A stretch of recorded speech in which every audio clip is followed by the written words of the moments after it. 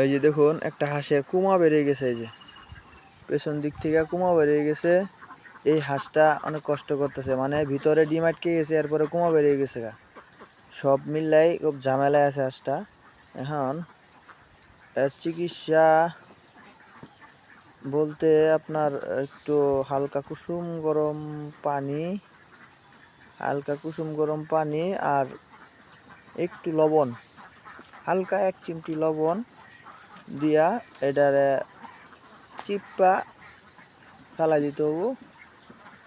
ফালাই দিয়া ওই যে ওই যে ওই যে ওই যে ওই যে ওই যে ওই যে ওই যে কেমন করতে, ওই যে ওই যে ডিম আটকে আছে কেমন করে।